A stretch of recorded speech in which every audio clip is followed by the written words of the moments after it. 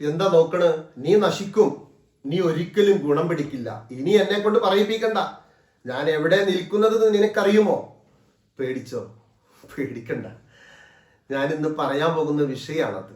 നമ്മുടെ നാട്ടിലിപ്പോ എന്താ അല്ലേ, ഇങ്ങനെ പല ആളുകളും ഇങ്ങനെ എന്താ പറയാ, ശാപവാക്കുകൾ പറഞ്ഞുകൊണ്ടിരിക്കുകയാണ്. എൻ്റെ കുരുത്തക്കടൊക്കെ നിനക്ക് തട്ടിക്കഴിഞ്ഞാൽ ഇനി ഒരിക്കലും നന്നാവൂല, ഇങ്ങനെ മുന്നോട്ട് പോയിക്കൊണ്ടിരിക്കുകയാണ്. ജനങ്ങളെ പറ്റിച്ചിട്ടോ അല്ലെങ്കിൽ ജനങ്ങളെ എന്തൊക്കെയോ കാട്ടിക്കൂട്ടി ജീവിക്കുന്ന കുറേ ആളുകൾ. അവരെല്ലാവരും ഈ മതത്തിന്റെ പേരിൽ, പ്രത്യേകിച്ചിട്ട് ദീനുൽ ഇസ്ലാമിന്റെ പേരിലാവുമ്പോൾ സങ്കടം തോന്നുന്നുണ്ട്. എൻ്റെ പ്രിയപ്പെട്ടവരെ, ഒരു സത്യം ഞാൻ പറഞ്ഞേക്കട്ടെ. നിങ്ങളുടെ മുഖത്ത് നോക്കിയിട്ട് നീ ഒരിക്കലും ഗുണം പിടിക്കില്ലടാ, നന്നാകില്ലടാ എന്നൊക്കെ ഇങ്ങനെ വിളിച്ചു പറയാനുള്ള ധൈര്യം ആരെങ്കിലും കാണിക്കുന്നുണ്ടെങ്കിൽ ഒരു പേടും പേടിക്കണ്ട. കാരണം എന്താണെന്നറിയോ? ആരെങ്കിലും എന്തെങ്കിലും അങ്ങനെ പെട്ടെന്ന് പറയുമ്പോഴേക്കും അങ്ങനെ കണ്ട് സംഭവിക്കാന്ന് വെച്ചിട്ടുണ്ടെങ്കിൽ പിന്നെ നമ്മൾ എന്തുകൊണ്ടാണ് അങ്ങനെ ഭയപ്പെടുന്നത്? പടച്ചോനെ, ഇയാളൊരു നല്ല മനുഷ്യനാവും, ഇയാൾ എന്തെങ്കിലുമൊക്കെ പറഞ്ഞാൽ ഞാൻ ഭസ്മമാകും, നശിക്കുന്നൊക്കെ വിചാരിച്ചിട്ടല്ലേ പേടിക്കണ്ടടോ. കാരണം എന്താണെന്നറിയോ? കാരുണ്യമുള്ള മനസ്സിൽ നിന്ന് ശാപം ഉണ്ടാവില്ല.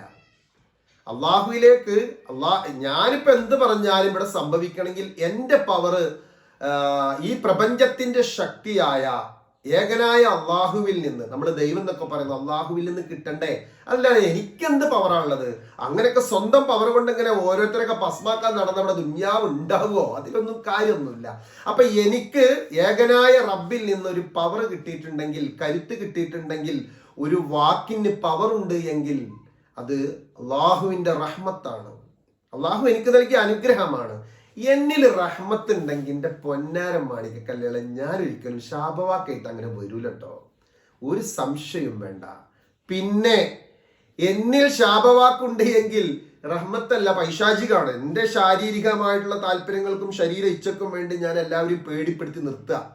അതിങ്ങനെ ചിലപ്പോൾ എന്ത് പറയും, പല രീതിയിൽ ഞാൻ കാബത്തിന്റെ അടുത്താണ് നിൽക്കണത്, ഞാൻ മദീനയുടെ അടുത്താണ് നിൽക്കണത്, ഞാൻ ഇന്ന പള്ളിയിലാണ് നിൽക്കണത്, ഇന്ന മരത്തിന്റെ ചോട്ടിലാണ് നിൽക്കണത്, ഇന്ന കൊടിമരത്തിന്റെ അടുത്താണ് നിൽക്കണത്, ഇങ്ങനെയൊക്കെ പലതും പറയും. ഒരു പേടിയും പേടിക്കണ്ട. നിങ്ങൾ അടിയുറച്ച് അള്ളാഹുവിൽ വിശ്വസിക്കുന്നവരാണ് എങ്കിൽ അള്ളാഹുവിന്റെ മഹാന്മാരിലുള്ള വിശ്വാസം ഒക്കെ വേണം. അള്ളാഹുവിന്റെ മഹാന്മാർ, ഇഷ്ടദാസന്മാർ. ഇപ്പൊ ഒരാൾ ലാ ഇലാഹ ഇല്ലല്ലാഹ് 1,00,000 പ്രാവശ്യം പറഞ്ഞിട്ടും കാര്യമില്ല, മുഹമ്മദ് റസൂലുള്ളാഹ് എന്ന് പറഞ്ഞാലേ അള്ളാഹിന്റെ ദീനിലേക്ക് കണ്ട് പ്രവേശിക്കുകയുള്ളൂ. അത് അള്ളാഹു കൊടുത്ത സ്ഥാനമാണ് ഹബീബായ തങ്ങൾക്ക്. അതേപോലെ തന്നെ അള്ളാഹു ഇഷ്ടപ്പെട്ട ഇഷ്ടദാസന്മാരുണ്ട്, മഹാന്മാരുണ്ട്, മഹത്തുക്കളുണ്ട്, ഔലിയാക്കന്മാരുണ്ട്.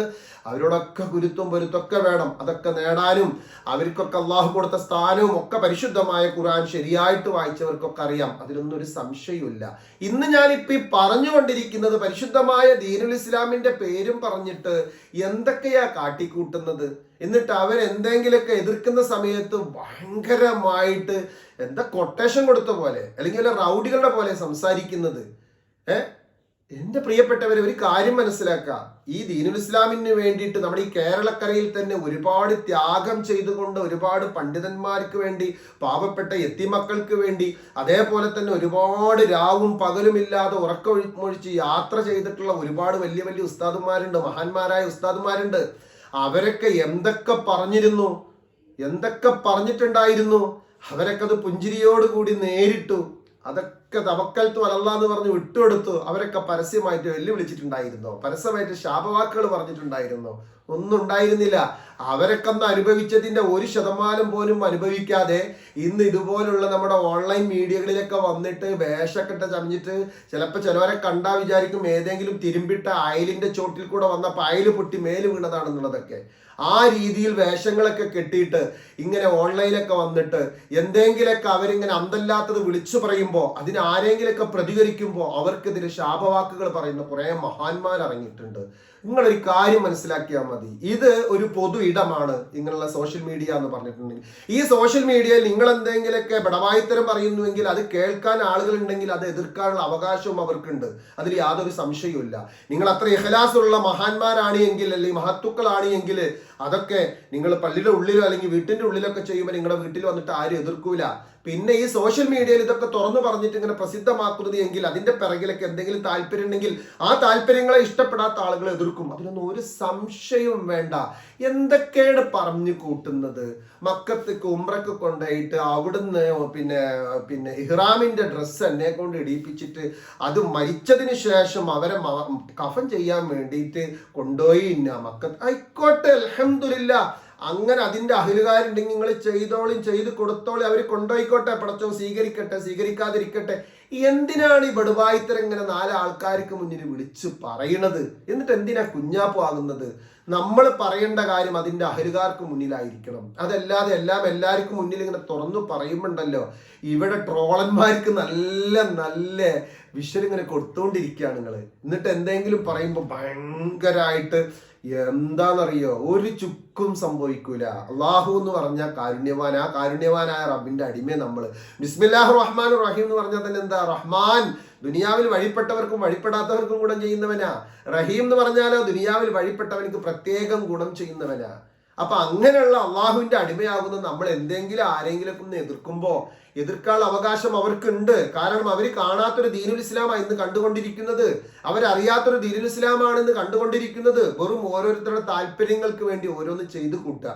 പിന്നെ എനിക്ക് ഫലം ഉണ്ടല്ലോ, ഞാൻ അങ്ങനെ ചെയ്തതാണല്ലോ, ഇങ്ങനെ ചെയ്തതാണെങ്കിലോ എന്നൊക്കെ പറഞ്ഞിട്ട് ഓരോരുത്തരും മശായിഹന്മാരായിക്കൊണ്ടിരിക്കുകയാണ്. കുഴപ്പമൊന്നുമില്ല, നിങ്ങൾ എന്ത് ഷെയ്ഖോ, എന്ത് കുത്തുബോ, എന്ത് തേങ്ങ മാങ്ങ, എന്ത് മണ്ണാങ്കട്ടിട്ടായിരിക്കും, ഒരു കുഴപ്പമില്ല. പക്ഷെ ഒരു കാര്യം ഉറപ്പാണ്, ഷെയ്ഖ് എന്ന് പറഞ്ഞാൽ അള്ള ഷെയ്ഖാക്കണം. അള്ള ഷെയ്ഖാക്കാതെ നിങ്ങൾ എന്തെന്നെ എത്ര കോടിക്കണക്കിന് ആൾക്കാർ നിങ്ങളെ പിന്നിലുണ്ടായിട്ടും കാര്യമില്ല, നിങ്ങൾ ഷെയ്ഖാവൂല. അങ്ങനെ പലരും ഉണ്ടായിരിക്കും.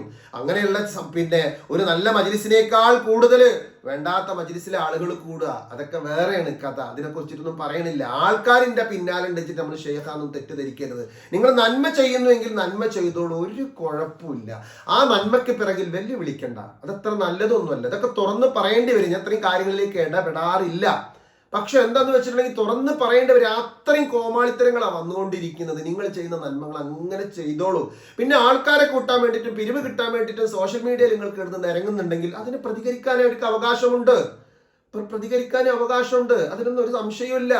പിന്നെ ഇബ്ലീസ് ഷെയ്ഖാക്കുന്ന കുറെ ആൾക്കാരുണ്ട്. ഞാൻ ചെയ്തതൊക്കെ നല്ലതാന്ന് തോന്നും. പിന്നെ ഇബ്ലീസിന് അല്ലാത്ത കുറെ കഴിവ് കൊടുത്തിട്ടുണ്ടല്ലോ, അത് വെച്ചിട്ട് നമുക്ക് എന്തെങ്കിലുമൊക്കെ ചില കഴിവുകളൊക്കെ കിട്ടും. അപ്പൊ അങ്ങനെയൊക്കെ കാട്ടിക്കൂട്ടും. ഇനിയിപ്പൊ ഞാൻ അവസാനം ഒരു കാര്യം പറഞ്ഞേട്ടെ. എന്നോട് എൻ്റെ പ്രിയപ്പെട്ട ഗുരുനാഥൻ പറഞ്ഞിട്ടുണ്ട്, നിന്റെ മനസ്സ് ഏതുപോലെയാണ് അങ്ങനെയുള്ളൊരു നേതാവിന്റെ കീഴിലായിരിക്കും നിങ്ങൾ എന്നുള്ളത്. അത് വലിയ സത്യമാണ്. ഇപ്പോ സ്വന്തം വീട്ടിൽ വാപ്പാടും വേണം നല്ലപോലെ മുണ്ടാതെ, ഭർത്താവിനോടൊന്നും നല്ല രീതിയിൽ പെരുമാറാതെ, അല്ലെങ്കിൽ ഭാര്യയോട് നല്ല രീതിയിൽ പെരുമാറാതെ, അയൽവാസികളോട് സംസാരിക്കാതെ, നമ്മുടെ മേൽ നിർബന്ധമായ ഒരു കാര്യം ചെയ്യാതെ പല മജ്‌ലിസുകളിലും പോയിട്ട് ആൾക്കാർ ഇങ്ങനെ കണ്ണീരൊഴിപ്പിക്കുക. അപ്പൊ അങ്ങനെയുള്ള ആളുകളിലേക്ക് റബ്ബ് നിങ്ങളെ എത്തിക്കും കേട്ടോ. കാരണം നമ്മുടെ ഉള്ളിൽ പൊള്ളയായിട്ടാണ് എങ്കിൽ ആ പൊള്ളയിലേക്ക് തന്നെ എത്തിക്കുള്ളൂ. അത് പടച്ചോൻ നമുക്ക് തരുന്ന നല്ലൊരു 8ന്റെ പണിയാ.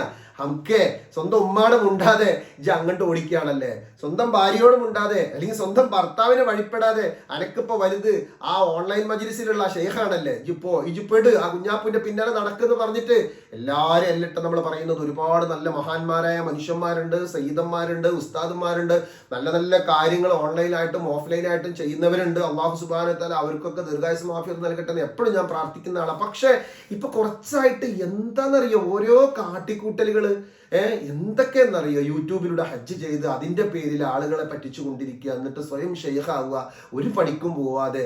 അങ്ങനെ ആത്മീയ തട്ടിപ്പിന് വേണ്ടിയിട്ടൊക്കെ നമ്മൾ ഇറങ്ങി തിരിച്ചിട്ടുണ്ടെങ്കിൽ തീർച്ചയായിട്ടും നമുക്കൊക്കെ ഇത് പറ്റുന്ന കാര്യം തന്നെയാണ്. പക്ഷേ ഇന്നത്തെ ഈ കാലഘട്ടത്തിൽ ഇതൊക്കെ ഇങ്ങനെ പുലമ്പുക, എന്നിട്ട് അതിന് നിങ്ങൾ അത്ര വലിയ ഷെയ്ഖാണ് അല്ലെങ്കിൽ മഹാനാണ് എങ്കിൽ പിന്നെ എന്തിനാണ് ഈ ഒച്ചവിളി വിളിച്ചുകൂട്ടി ചൂടാവണത്? ഹബീബായ തങ്ങളുടെ 1% പോലും നിങ്ങളൊന്നും അനുഭവിച്ചിട്ടില്ലല്ലോ. അള്ളാഹിന്റെ റസൂൽ സല്ലല്ലാഹു അലൈഹി വസല്ലം നിസ്കരിക്കാൻ പോലും അവർ സമ്മതിച്ചിട്ടില്ല. ചീഞ്ഞളിഞ്ഞ ഒട്ടകത്തിന്റെ കൊടൽമാല ഇട്ടിട്ട് കൊടുത്തിട്ടുണ്ട്, നടന്നു പോകുമ്പോ കല്ലെറിഞ്ഞിട്ടുണ്ട്, മുഖത്തേക്ക് കാർത്തിച്ച് തുപ്പിയിട്ടുണ്ട്. ആരോടെങ്കിലും അള്ളാഹിന്റെ റസൂൽ ശാപവാക്ക് പറഞ്ഞിട്ടുണ്ടാ, ഭീഷണിപ്പെടുത്തിയിട്ടുണ്ടാ, കൊട്ടേഷൻ കൊടുത്തിട്ടുണ്ടാ? ഉണ്ടെങ്കിൽ നിങ്ങൾ പറയും. അത്രേ വല്ലാത്ത സമയങ്ങളിലൊക്കെ ചില വർത്താനങ്ങൾ എന്നല്ലാതെ അള്ളാഹിന്റെ റസൂൽ ഇങ്ങനെ ഭീഷണിപ്പെടുത്തിക്കൊണ്ടിരിക്കുക ഒരിക്കലുമില്ല. നിങ്ങൾ വെറുതെ ആളുകളെ അടങ്ങറാക്കാൻ വേണ്ടിയിട്ട് ഇങ്ങനെ ഭീഷണിപ്പെടുത്തി നിർത്തുക. നിങ്ങൾക്കൊന്ന് പറഞ്ഞാൽ രണ്ടാമത്തതിന് ഉള്ളിൽ നിന്ന് പുകയുന്ന പകയുണ്ട് എങ്കിൽ തീയാണ് നിങ്ങള്. എന്ത് തീയാണെന്നറിയോ? അള്ളാഹു താല ഇബ്ലീസിനെ പടച്ചിരിക്കുന്ന തീയോണ്ടാ. ആ തീയിന്റെ നീറ്റലാണ് നിങ്ങൾക്ക് കാണുന്നത്, ആ തീയിന്റെ പൊള്ളലാണ്. അതുകൊണ്ട് ഇബിലീസത്തരമാണ്, ഇബിലീസിന്റെ അനുയായികളിലുള്ള സംസാരങ്ങൾ സംസാരിക്കുന്നത്, നേതാക്കന്മാരുടെ സംസാരിക്കുന്നത്, ഹബീബായ തങ്ങളുടെ മാർഗം പിൻപറ്റുന്നത് എങ്കിൽ, അള്ളാഹു സുബ്ഹാനഹു തആലയുടെ യഥാർത്ഥ ഒരു അടിമയാണ് എങ്കിൽ ഒരിക്കലും ഇതുപോലെ വെല്ലുവിളികളൊക്കെ നടത്തിയിട്ട് ജനങ്ങളെ പൊട്ടീസാക്കൂല. അപ്പൊ അതുകൊണ്ട് എൻ്റെ പ്രിയപ്പെട്ടവർ, അതിനൊന്നും ആരും ടെൻഷൻ അടിക്കണ്ട. നിങ്ങൾ ബഹുമാനിക്കേണ്ടവരെ ബഹുമാനിക്കണം. നേരെ കുടം തുളുമ്പൂലല്ലോ, അരക്കുടങ്ങളല്ലേ തുളുമ്പുള്ളൂ. നിങ്ങൾ ഈ അരക്കുടങ്ങളെ പിന്നാലൊന്നും പോണ്ട. എന്താണെങ്കിലും ഇവിടെ ആത്മാർത്ഥമായി ഇഖ്ലാസോട് കൂടി ദീനിന്റെ ഒരുപാട് സംരംഭകരുണ്ട്. ദീനിന് വേണ്ടി ഇന്നും ഒരുപാട് പ്രായമായിട്ട് ഓടി നടക്കുന്ന ഒരുപാട് ഉസ്താദുമാരുണ്ട്. ഞാൻ ആരുടെയും പേരെടുത്ത് പറയുന്നില്ല, നിങ്ങൾക്കറിയാം.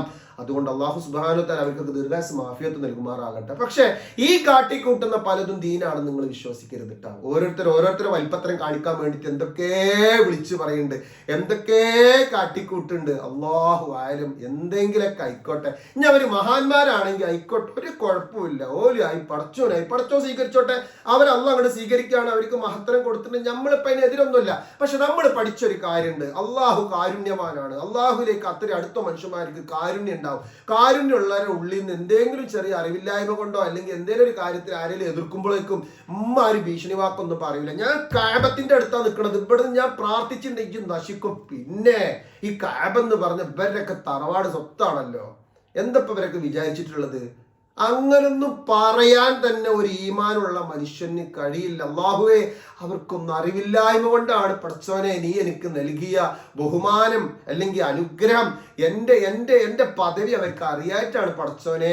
അവരെ കൊണ്ട് അവർക്ക് മാപ്പ് കൊടുക്കല്ല, മനസ്സ് നന്നാക്കുന്നാണ് പൊന്നു മക്കളെ അങ്ങനത്തെവരൊക്കെ പറയാ. അതല്ലാതെ കണ്ട് ഭീഷണിപ്പെടുത്തി റസൂലിന്ന് 4 ഏക്കർ സ്ഥലം എടുക്കാൻ പറഞ്ഞിട്ടുണ്ട്. എന്തൊക്കെയാണ് കേൾക്കുന്നത്? നമ്മള് ഒരു കാര്യം മനസ്സിലാക്കിയാൽ മതി. നിങ്ങൾ നിങ്ങളുടെ മാതാപിതാക്കളോട് നന്മയിലല്ല, നിങ്ങളുടെ ഭാര്യ ഭർത്താക്കന്മാരുടെ ബന്ധം ശരിയല്ല, അയൽവാസികൾക്കുള്ള അല്ലെങ്കിൽ കുടുംബക്കാരുടെ മുതലൊക്കെ, അങ്ങനത്തെ കുറെ ആൾക്കാർ സ്വന്തം കുടുംബക്കാരുടെ മുതലൊക്കെ തട്ടിപ്പറിച്ചിട്ട് അത് കൊടുക്കേണ്ട അവകാശം പോലും കൊടുക്കാതെ ഇങ്ങനെയുള്ള കുറേ മജ്ലിസിൽ പോയിട്ട് അവിടെ കുബ്ബ കെട്ടിക്കൊടുക്കുന്ന ആൾക്കാർ, ഉസ്താദിന് വീട് കെട്ടിക്കൊടുക്കുന്ന ആൾക്കാർ, പടച്ചവങ്ങളെ ചതിയിൽ പെടുത്തുക. 1 ഉറുപ്പ്യ അത് നാളെ പ്രതിഫലം കിട്ടും എന്ന് വെച്ച് നിങ്ങൾ അള്ളാന്റെ അടുത്തേക്ക് പോകണ്ട കേട്ടോ. നിങ്ങൾ ഇവിടെ കൊടുക്കേണ്ട അവകാശങ്ങൾ കൊടുത്തോളൂ. അപ്പൊ ഞാനൊരു കാര്യം പറയാണ്, റഹ്മത്തുള്ളവർ ശപിക്കൂല. ശപിക്കുന്നു എങ്കിൽ അത് പിശാചിങ്ങൾ ഒരു പേടി. പിശാചിന്റെ വാക്ക് നിങ്ങൾക്ക് പേടിയുണ്ടാവും. അല്ലേ കൊല്ലി മാഫി മുഷ്കിൽ. ഇൻഷാ അള്ളാഹ് ഒരു പേടി പഠിക്കണ്ട. അള്ളാഹു താല എല്ലാവർക്കും ഹൈറ് കൊടുക്കട്ടെ, കാവൽ കൊടുക്കട്ടെ, നന്മ കൊടുക്കട്ടെ.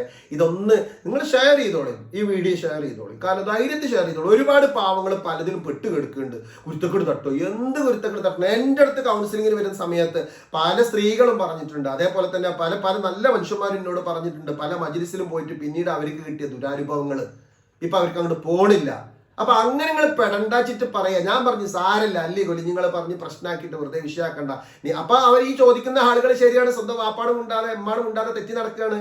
സ്വന്തം ഭർത്താവിനോട് പിന്നെ ഭർത്താവ് അറിയാതെ ഭർത്താവിനെ വഞ്ചിച്ചിട്ട് അത് വേറെ ആരൊക്കെ റെക്കമെൻഡേഷനിൽ പോയതാണ് ആ മജ്ലിസിലേക്ക്. അപ്പൊ പടച്ചോൻ അങ്ങനെ തന്നെ കൊടുക്കുള്ളൂ. അപ്പൊ അതുകൊണ്ട് നിങ്ങൾ വാപ്പാടും മടക്കം ഉണ്ടാ, ഭാര്യയോടും ഭർത്താവിനോട് നല്ലപോലെ പെരുമാറാ. അള്ളാഹു സുബ്ഹാനഹു വ തആല നല്ല മനുഷ്യന്മാരെ കൂട്ടത്തിൽ നിങ്ങൾ എത്തിക്കുന്നത് ഞാൻ വളരെ മനോഹരമായി പറഞ്ഞു കൊടുക്കുന്നുണ്ട്. അപ്പൊ ഓക്കെ, ശരി. എന്താണെങ്കിലും ഒത്തിരി സ്നേഹത്തോടുകൂടി റസൻ നിസാമി.